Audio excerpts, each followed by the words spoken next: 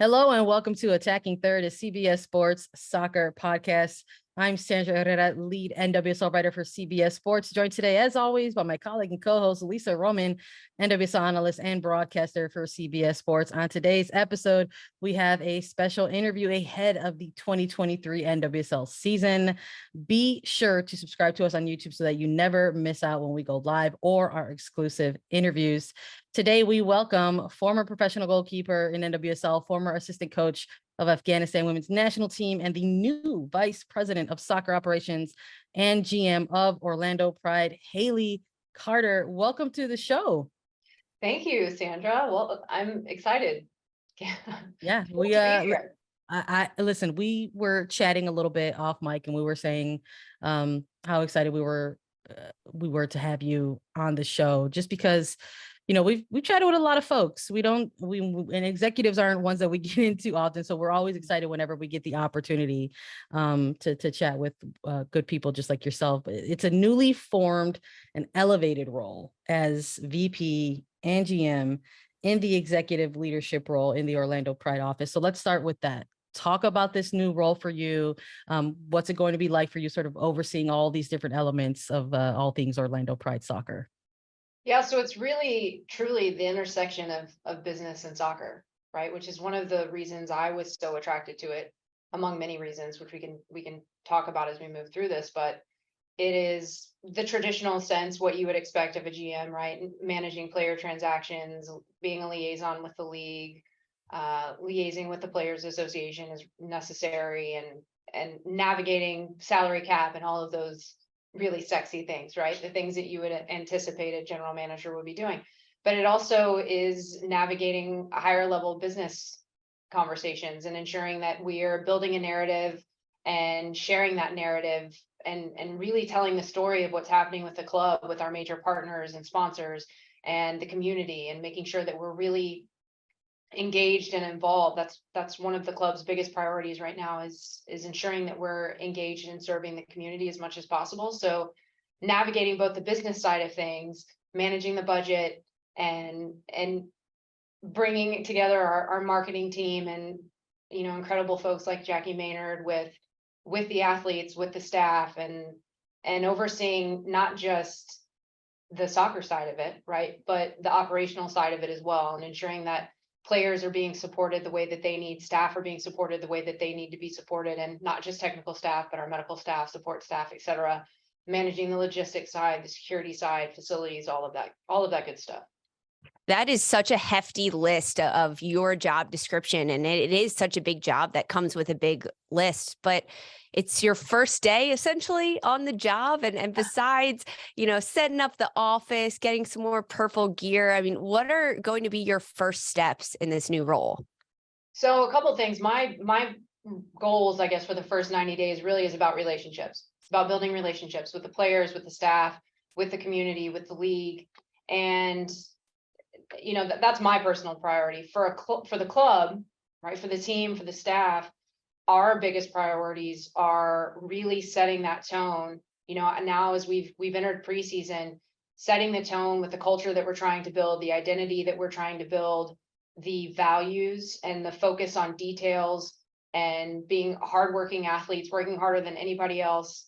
And like I said, really paying attention to those details and really putting in the work. And we're not just here to create, and I will preach on this, and you guys have seen things that I've put out in the past. I'm very serious about creating a safe and inclusive environment for athletes and for staff. Everybody needs to feel safe coming to work to do the job that they've been hired to do, but it's more than that. In Orlando, we're creating an environment where people are going to love getting up and coming to work every single day. It doesn't matter if you're the kit person, if you're the groundskeeper, if you're a starting player who's playing 90 minutes every game. Doesn't matter who you are, you're going to enjoy getting up and coming to work every day. You're going to be excited to get there, excited to take part. And the other piece too is this belief. There's been a lot of churn in Orlando's history, whether it's been ownership churn, front office churn, head coaching churn. So creating a sense of consistency, but also the sense of belief and confidence. There is zero reason why Orlando cannot win the NWSL championship this year. And on day one, in our team meeting, we're talking about that. You know, we've talked about that every player, every staff member, regardless of role, is going to have the belief that we're going to win the NWSL championship. It's that simple. And recognizing it's a long league, it's a long season, it's a marathon, and there's going to be incremental goals in that space. But every single player, every person that walks through the doors at our training facility at Exploria has the belief that we can win the NWSL championship. And that will always be our goal. So not only are we creating an inclusive and safe environment, but we are focused on winning. That's what we want to do. That's what that's why I was hired. That's why we've made some of the other hires that we've made recently. Is it's time to be consistent. It's time to build a legacy, and it's time to win championships and bring them home to Orlando. Energy. I have to imagine that if there are Orlando Pride fans listening to this right now, they're quite possibly like also equally motivated by just, you know, hearing some of the things you just said. And it's important to sort of have, I think, that vision and perspective. I'm in agreement with you. We've had to cover Orlando Pride on A3, whether it's been talking about games or analyzing them, and it just sort of has felt like at times in the past, it's like, oh, it's like the team kind of is in this sort of cycle of hitting a reset button a little bit. And it's cool to sort of hear you talk about that, especially with your background as a former player yourself, you know, like familiar with your goalkeeping days in NWSL with Houston Dash specifically. And now you're back in the league, but now in this administrative role. And it's a very unique sort of transitional time, I think, for the league, where we're starting to see more of that in terms of former players who are finding themselves in these new roles, whether they're at the coaching levels or technical staffs, or in your case, in a more executive role. So for you, like, what parts of your experiences as a former player in this league do you think you may use to continue, you know, growth within the league and growth for Orlando Pride? It's all about perspective. So, you know, the days I was playing in the good old days when the league minimum was $8,500, and we relied on unpaid amateurs to get through the season, and we had 20-player rosters. And I can tell you that I personally, in my house, over 3 seasons, hosted 9 different teammates. And so I get that life. I remember that life very well. I worked a full-time job the whole time that I was playing. And, you know, so I really, that the plight of the player is something that I am intimately aware of and familiar with. Obviously, we've progressed and really evolved in incredibly positive ways since then. But I think we can all admit that as we've seen over the last 18 months, there's still quite a ways to go in terms of how people are treated, not just players, but everyone within the league, staff as well. So I think the biggest thing for me as a former player, and let me just say this too, it is a very difficult transition to go from playing to coaching, or to go from playing to working in an executive role. I was very fortunate because, for a couple of reasons, I was already coaching when I was playing. So my last season playing professionally, I was already working with the Afghan women's national team. And then when I retired, I really stepped away from the game and the league. I stepped away from the league for close to 2 years. And when I say step away, I mean, I was not obsessively watching games and keeping up with things. And I'll tell you, I lost friends over it, because I just wasn't as engaged as they probably would have liked to be. And like when I came on with the Dash and I was helping them do some, you know, preparing their draft board in 2019, and I would get calls from former teammates being like, what's going on with this? And I'm like, yeah, I'm not telling you that. That's confidential. That's technical staff stuff.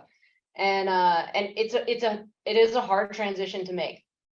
So I think, to your point earlier about how we're seeing more players start to make that transition, I think we should recognize that it's a big jump. In terms of changing your mindset and how you approach the game, how you manage relationships with players, with friends, with former teammates, you know, navigating that, I think, is not for everyone. So for the folks who are making that transition, I think it's something that fans and everyone really should be aware of. It's not an easy transition. But for me, I think that I was really fortunate that I was able to make that transition, but I haven't lost where I came from, and I haven't lost sight of my roots as a player and the struggles of being a player in this league in the early days. And so for me, when you're in this position, when you're in professional sports, whether it's a position of this level or any position that's interacting with athletes, we're in the people business. Our capital assets are human beings, and we have a responsibility to treat everyone with dignity and with respect and with professionalism. And so my experience as a player, that's my biggest takeaway is, the problem isn't trading players. This is professional sports. We are in the entertainment industry.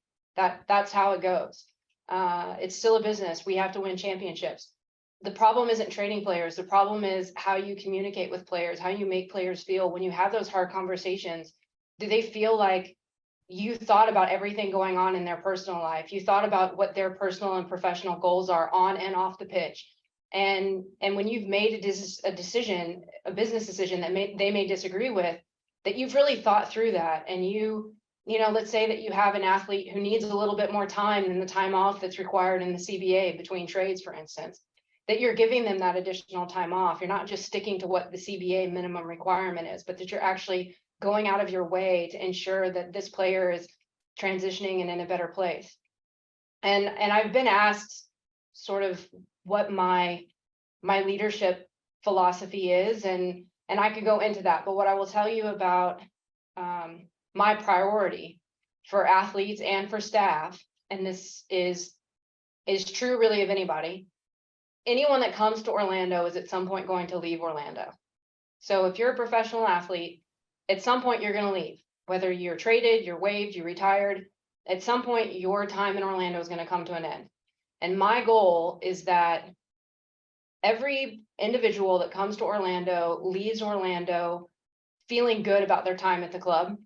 And the second part is that they leave Orlando in a better place than when they got there, personally and professionally, that they have developed on the pitch, they have developed in their personal life. And the other thing too is most of us are going to spend many more years of our lives not being professional athletes than we are going to spend them being professional athletes. So ensuring that we're really investing in athletes and in our staff and everyone, both as people and as players, or as people and as coaches, not just, are you producing on the pitch? Are we getting results on the pitch? But really making them feel like we care, because I do. I care. I care about how they feel they see success and what success looks like for them, both personally and professionally. I genuinely care about that authentically. And I have to believe that when you make that kind of investment in people, when you make that kind of investment in your culture, results are going to come. I have to believe that. There has been so much growth from in this league, right? From the time you played till now, as you alluded to, but there's also been a lot of hardships, right? Over the last 2 years, the league has gone through a lot in terms of investigations into misconduct by coaches, staff, executives. And now we're seeing corrective action steps being taken in the league to prevent more misconduct as this league evolves and as it grows. I want your perspective on the last 2 years as someone who is a former player and now being in this executive role on all of these ongoing former and current investigations. Yeah, it's been a rough 2 years. I think for anybody involved in the league and the history of the league, whether you've been a staff member, whether you've been an athlete, I think it's been a long time coming. I think the issues we've navigated over the last 2 years have permeated the U.S. soccer landscape for a very long time, generations. And fixing it and adjusting it is not going to happen overnight. I think we're going to continue to sort of slog our way through this a little bit. But I am very confident with the league's current leadership, the hires that they're making, the hires that we're seeing across the league, that change, real, genuine, sustainable change is afoot. For me personally, the last 2 years, I think every player who's played in the league sort of looks back at their experience and moments where you think, man, could I have done something different?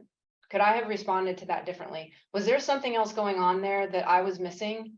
Or should I have seen that happening? And I think there's not necessarily survivor's guilt, if you will, but this sense of, was I doing enough?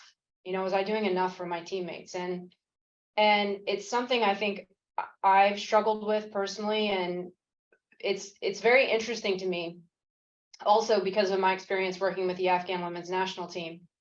When we were navigating with Afghanistan, the sexual assault claims and investigations with them, the speed at which players who are really our starters for Afghanistan, that were in Europe, North America, Australia, really came from the diaspora, if you will, the speed at which they jumped to sacrifice their own international careers to ensure that women inside Kabul and inside Afghanistan, women that many of them had never even met, that their voices were being heard and that their claims were taken seriously. And when that happened, and back in 2018, I had never seen anything like it to that point. I had never seen anything like it among American athletes. Athletes in the league are by far type A personalities. You don't get to playing at the highest level without being a type A personality. And you also don't get to playing at the highest level without having sort of this myopic sense of purpose and really focusing on what do I need to do to be successful. And so that's why you always hear coaches and clubs talking about the concept of team, right? Because we're taking a bunch of individuals who are driven to be as successful as they can be individually and bring them together as a team. But that really stood out to me in the moment, that seeing these women without even thinking twice, knowing they would never be able to put on a uniform for Afghanistan ever again, to jump to speak out, to protect those women and to make sure that those women had a voice, was game changing. And I have to say that I think that if the players and the women of Afghanistan had not taken the stand when they did in 2018, what we're seeing in the NWSL would have never happened. It would have never happened. The Afghanistan women's national team fundamentally changed how FIFA and other governing bodies deal with sexual assault, sexual misconduct, sexual harassment in the game. They forced the issue to the point where, 3 years later, then we start to see it happening in other places. It was Afghanistan, then you saw it in Haiti, then you started seeing it in South American countries. Now we've seen it in NWSL. And the thing is that it was always there. It's always there. This has been in every sport at every level.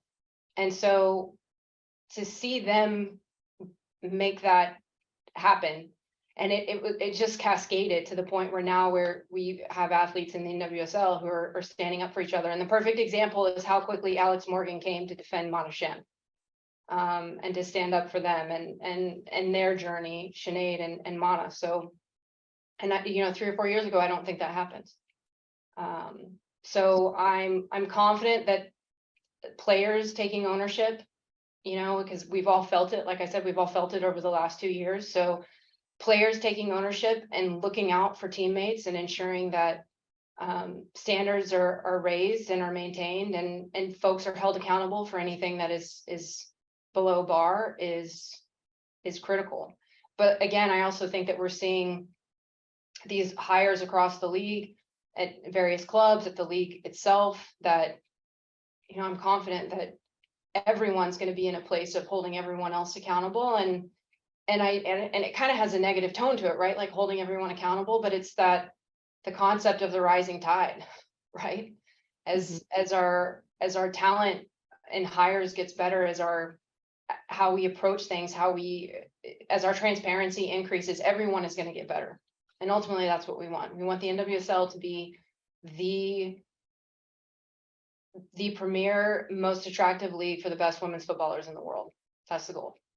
It's very moving, sort of hear you give your perspective on the last 18 months in the league and everything that has sort of transpired or surfaced, let's just say, and to sort of hear you talk about other executives and their roles and how they've had to sort of continue to navigate this, because Commissioner Berman has spoken a few times in media settings about the NWSL ecosystem at large, right? And this three-pronged approach that we keep, hearing about, and how the first step was essentially allowing the investigations to do their due diligence, to seek out the truth. And then ultimately this step 2 and this step 3 that we're kind of in at the moment with the corrective actions that follow, and that hopefully lead to what is ultimately larger change within the league for systemic reform.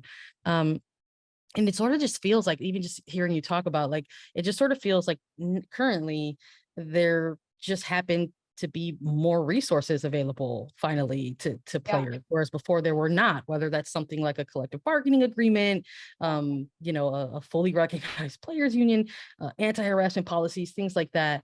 So it just sort of feels like there's an opportunity here for even more change for the league and moving forward. So I guess, like, for that sort of go into the hopefulness of it all, I guess, what's something that you're really looking forward to in this next era of NWSL?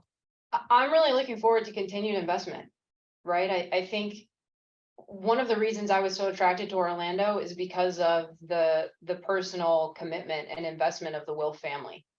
And, in conversations with Mark Wilf, it is abundantly clear that the women's side in Orlando is not an afterthought. And I've sat in meetings with him, multiple meetings with him. He is personally involved. He is personally committed, asking questions, doing diligence, and seeing that level of focus. And they're generational owners. You look at the Minnesota Vikings, and they've owned the Minnesota Vikings for nearly 2 decades. This Orlando is not, they don't buy assets and then flip them or move them. That's not the intent. They are genuinely trying to make Orlando the best professional club in the world. And that means giving the Pride its own brand and its own identity, and making the same investments on the women's side that you see on the men's side. And I think that that's just one sort of micro example of what we're seeing across the US sports and really globally, the women's sports landscape, right? Investing in women's sports, the ROI is there, and sponsors are seeing it. Television producers, providers are seeing it, and the data doesn't lie, right? And the more investment we can drive across women's sports landscapes, I think the more resources that we're going to see. And it's just taken time. If you had told me in my 3rd season with the Houston Dash in 2016 that there would still be an NWSL in 2023, I don't know that I would have believed you. Truthfully, I don't know that I would have. So I think it's a testament to every single person who's played a role in this league, every owner who's participated in this league. I think a quick moment on owners, we're moving along, and we're moving away from owners who have been detrimental to this league, and it is a very positive thing. So I want to make that very clear. The decisions that are being made to move from ownership in the past, and you guys know who I'm talking about, those are positive decisions, and I cannot be more appreciative for where the league has fallen on that. But we also have to recognize that there was a foundation that was built by previous owners, across the league, that without the work and without the ownership, without front office staff, without technical staff, without athletes slogging day in and day out, without Megan Burke and the NWSLPA, and without Amanda Duffy in her time, and without Jessica Berman in her time, and every single person has sort of played a role in this ecosystem, some positive, some negative, but the league would not be where it's at today had each person along the way not contributed to where it's at. And I think that's a critical sort of reflection point for us that we need to recognize, is that I would have never imagined it. I would have never imagined that there would still be a league, 11 seasons on. And so for us to be where we're at, I think that we should be ecstatic to have made it this far, but also chomping at the bit to take it to where we know that it can go, because now we've proven it. Now we've proven that there can be a league and it can be sustainable. And so to your point, Sandra, now is the time that we continue to drive investment. We continue to demonstrate, build and sell that narrative that the return on investment is there for women's soccer. And we just continue to drive that. So I'm hopeful. Yeah. I mean, and considering, I appreciate you sharing that, like in 2016, when you were playing, you didn't think that the league would still be around in its 11th year, the longevity of it. And I don't think you thought you would be a GM of a team in the NWSL, but you have a ton of experience, a ton of success in this sport that you've touched on numerous times throughout this conversation. And it's clearly all of your experience as a coach, collegiately, internationally, as a scouter, as a recruiter, has helped you evolve into the type of person and the type of administrator you are and plan to be for Orlando. But what led you to join the administrative side of the game as your next step in your career? Yeah, so it's interesting if you look at my resume over the last 17 years, I've sort of led these two independent lives. There was a soccer life and there was a professional corporate life, and one really sort of funded the other. But every decision, every personal and professional decision that I've made over the last 17 years, I think really has brought me to this moment.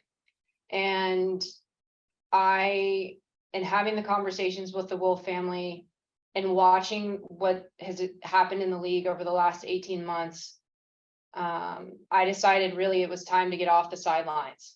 I have an MBA. I went to law school, licensed to practice law in 2 states. I can negotiate contracts. I've built this wealth of experience in the business world while also simultaneously building this wealth of experience in the football world.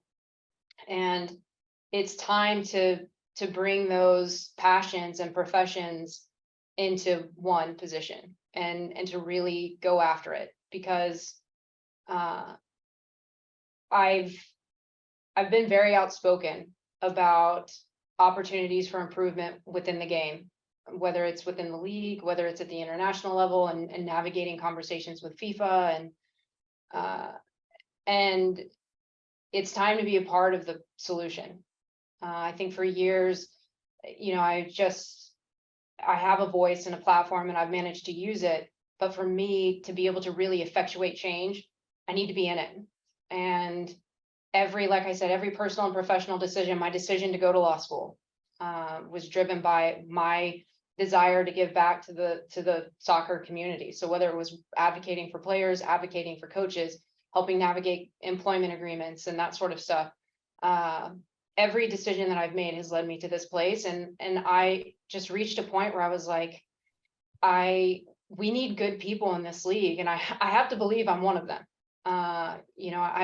Not to toot my own horn here, but I've got to believe that with my experience, the things I care about, my personal values, that I can't just complain about the league and not be willing to take part in making it a better place.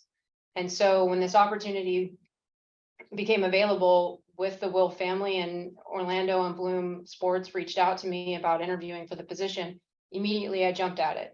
And I could not be more thankful and grateful to the Will family for taking a chance on me, because I think you could say I'm an untraditional hire because I've spent I was a logistics officer in the Marine Corps for 8 years, and then I had various procurement roles. I'm really good at buying things, you guys. I can make very good deals.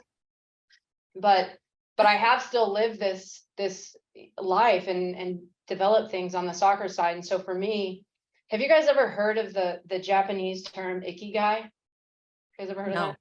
I haven't. So ikigai is the purpose of life. And it's when what you're passionate about and what you're good at and what the world needs and what you can get paid for all come together. And this is my ikigai. This is what I'm passionate about. This is what I'm good at. The world needs it, and Orlando can pay me for it.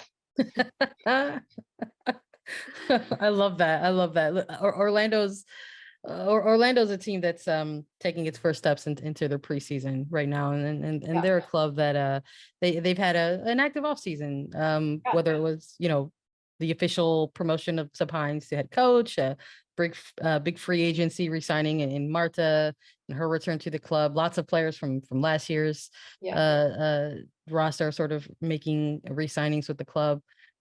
So in these early days of preseason, how is something like how are you approaching something like player evaluation, right? Because that's something else that kind of comes within the role of GM, sort of having to evaluate player performances and things like that.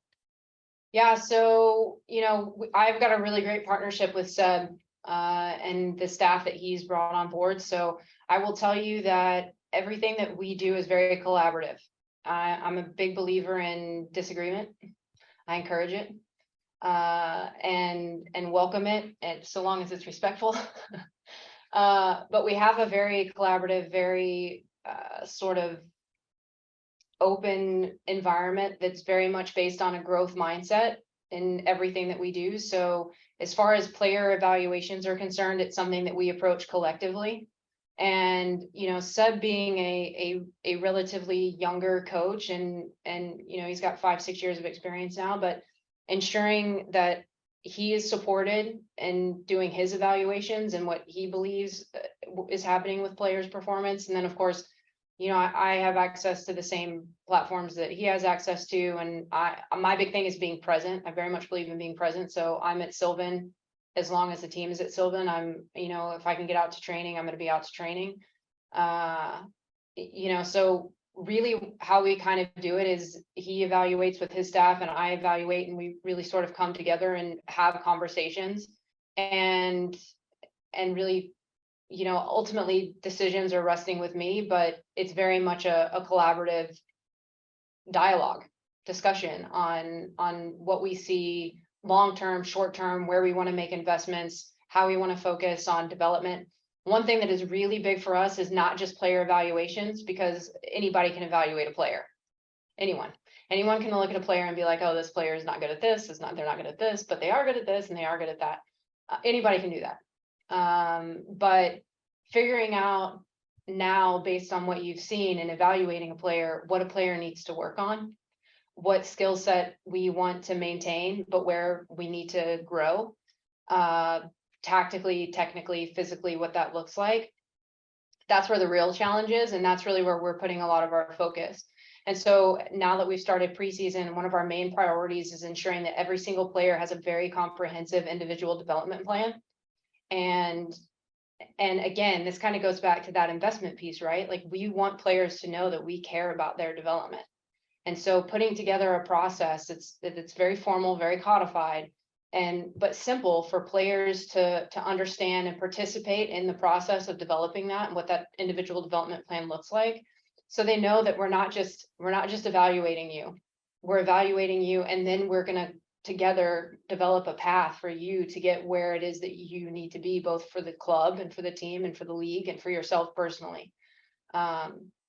So that's sort of how we're approaching it. I would just say, everything is collaborative.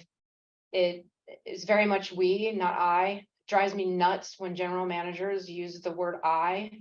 It kills me. I recognize, again, decisions rest with me, but we very much are a we organization with technical medical support staff. We operate in we, not in I or me.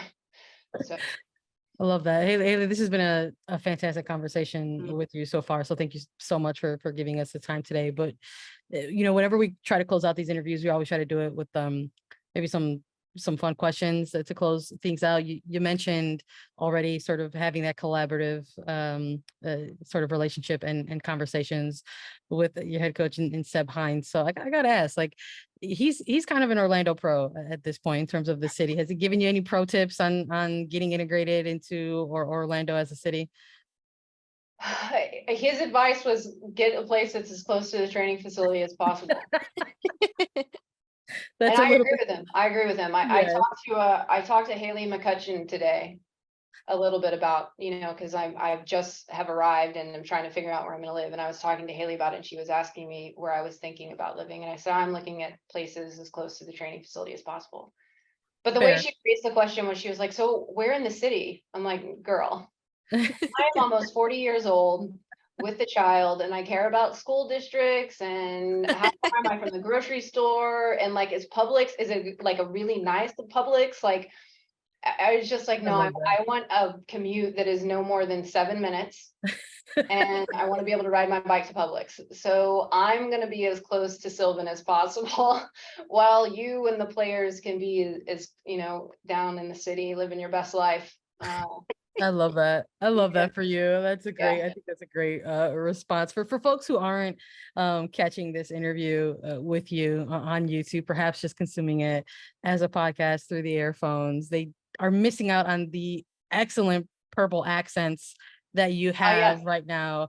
You've got purple eyeglass frames. We saw the purple nails. How much more purple are you incorporating into your wardrobe? So I was telling Kay Rollins, she's the president of the Orlando City Foundation, that I did not own anything purple. And I have gone from owning nothing purple to having purple specs, eyeglasses, and purple nail polish.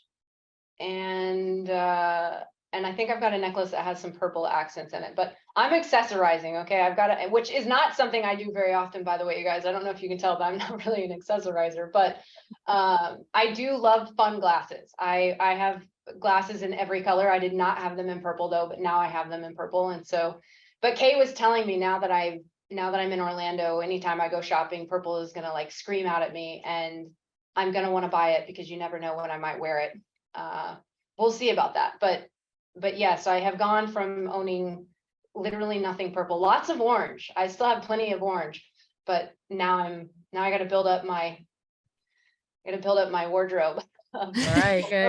It's a perfect excuse to go shopping, right? Just buy all the purple things. That is the truth. That is the truth. I didn't really need an excuse. My bank account especially did not need an excuse, but certainly it's fun. And like I said, I can't wait. I can't wait for us to get through preseason and into the season. It's going to be a really good year. And I am so excited about the future of this club and the team, and we're going to do great things.